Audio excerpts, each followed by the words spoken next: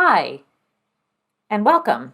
I found some nice pieces in my stash to show how to pick up and knit on different types of garter stitch edges.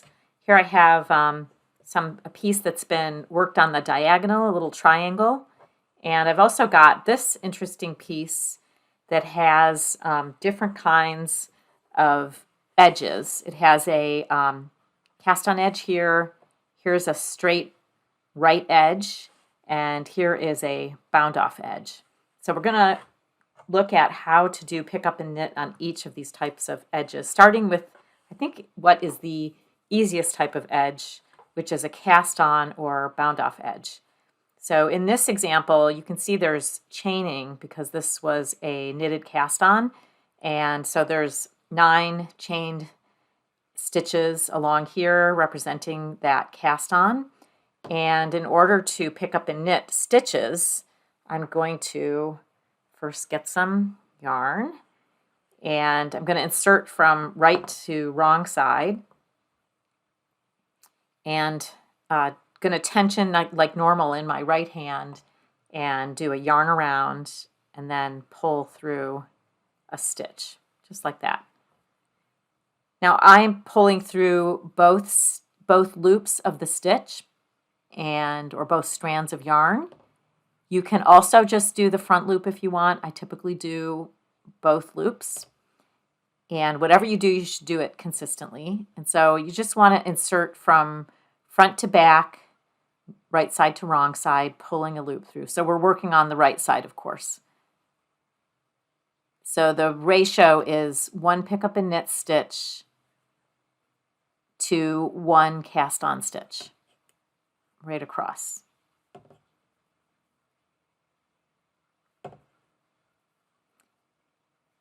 I really enjoy pick up and knit now that I've been doing it a lot and I've gotten faster and better at it. I am using the same size needle as I did to knit this piece. You can go down 1 needle size if you're having trouble. You can also get a thin shaft, not an ergonomic, but a regular crochet hook of the same size or 1 size smaller, and use that and then transfer the stitches off the end onto a knitting needle. So, okay, so we're done with the cast on edge, and now we want to work on this, what was the right edge of this piece of knitting here. The knitting direction was in this direction. So this is the right edge, and this is a ridge. Each of these is a ridge, and that's formed by 2 rows of garter stitch knitting. And at the end of the ridge, there's what I call a bump, which is this little knotty thing at the end. Not naughty as in N-A-U, but K-N-O-T. And it has kind of 2 yarn strands at the end, and if I pull it, it opens up and you can see kind of a little circle inside of it. And so I'm going to insert my needle front to back through that little opening or little circle and then pull a stitch through. Then I'm going to go to the next ridge here, and again, if I pull open, I see this, there's kind of like a little circle, and in the middle is an opening, and I can insert my needle through and pull a stitch through. So the ratio is 1 pick up and knit stitch to each ridge or each 2 rows. So I'm going to continue like that, inserting through the bump at the end of that ridge into that little circle that I can open up, and again, that's what it looks like. Insert the needle through and pull through to the front side, adding another stitch. Okay. Now I'm almost at the end of that piece where I have a right edge, and that's the last stitch there. Now I'm transitioning into this area that has some bound off stitches, which look kind of like a knitted cast on in that they have chaining at the end. And so I'm going to start by inserting through what is a rather tight stitch at the end here and pulling through. So again, through both loops, just like I did for the cast on. Yarn around, pull through both loops. Okay, so that's how we do it. And let's unwind all of this, and we'll take a look at the diagonal edge on this other block. So this triangle has been created by doing a decrease every 2 rows on each end. And the decrease is made right on the last 2 stitches of the row.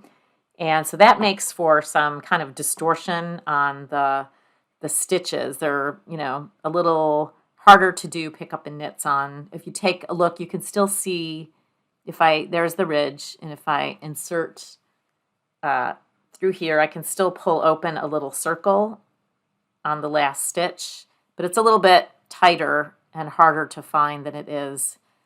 So that takes a little bit more practice as you're learning how to pick up on a diagonal edge. Another thing about a diagonal edge is that this edge is longer than this edge down here, and there's a ratio between the number of stitches here and the number of stitches that I need to pick up on this 45-degree diagonal, and that is about 1.41. And by a certain cadence that we have for pick up and knit on the diagonal, we can get approximately the right number of stitches by doing as follows. So we start out by picking up a stitch in the first bump, and then we pick up a stitch in just one of the loops, the outer strand, between 2 ridges. And so I call this a valley. That's this area here that's in between the 2 ridges. And so it's the outermost strand at the end of that valley. And again, front to back, pull a loop through. And then after we've done, this is a little bit of setup, this part we just did. After this, the cadence is through a bump, through a bump, through a leg. The leg being the leg that is right after this last ridge where we picked up through the bump and before the next ridge. Okay, so it's going to be bump, bump, and then the little outer strand, the leg. So we're just going to continue and repeat that cadence of bump, bump, leg, bump, bump, leg, bump, bump, leg, bump, oops, missed the bump, bump, bump, leg, and then the last 2, whatever's left, just continue the cadence. I've got 2 bumps. So through those 2 bumps, this thing at the end is sort of more like a knot, so I'll just go right through the middle of that. So there I've got approximately the right number of stitches. So generally, as I get to the end of the pickups and knits, I take a look at the pattern, and then I count the stitches and compare against what the pattern was requesting, and I will adjust where I target my needle for the pickup and knits according to how many I need, how many remaining that I need.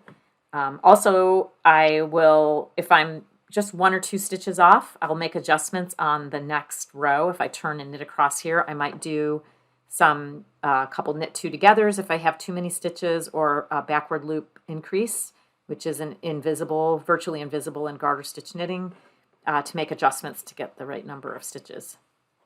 So I hope that helps and clarifies how to do the pick up and knits on garter stitch.